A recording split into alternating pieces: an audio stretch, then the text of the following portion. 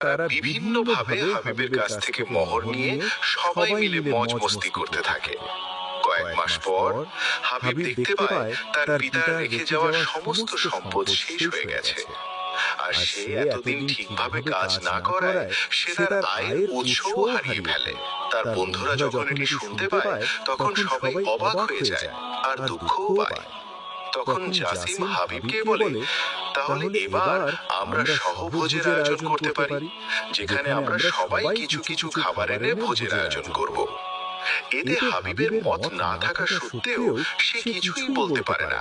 আসলে জাসিম চাচ্ছিল হাবিব একেবারে দেউলিয়া হয়ে যাক। একটু পরে হাবিব তার কাছে থাকা শেষ কয়েকটি অর্থ নিয়ে বাজারে যায় এবং কয়েকটি রুটি কিনে নেয়। রুটি কেনার পর সে এটি এনে তার ঘরে এনে রাখে।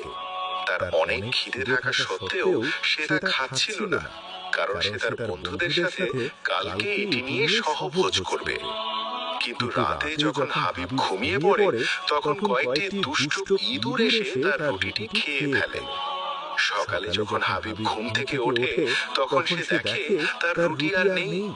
আর এদিকে সহভোজে তার বন্ধুরা সবাই কিছু কিছু খাবার এনে একসাথ করছে। তখন হাবিব ভারাক্রান্ত মনে ঘরে প্রবেশ করে।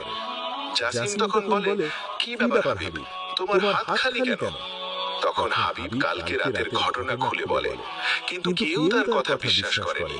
তাকে বকা এবং অপমান করে সেখান থেকে তাড়িয়ে দেয়। তাদের এসব কথা শুনে হাবিব অনেক কষ্ট পায় এবং নিজের উপর লজ্জিত হয়। ঠিক তখনই হাবিবের তার পিতার কথাগুলো মনে পড়ে যায়। তার বাবা বলেছিল, আমি মারা যাওয়ার পর তুমি যদি কঠিন কোনো বিপদের সম্মুখীন হও তখন তুমি এই দড়িটা টানবে। তখন হাবিব দৌড়ে গিয়ে সেই ঘরের দিকে যায় এবং দড়ি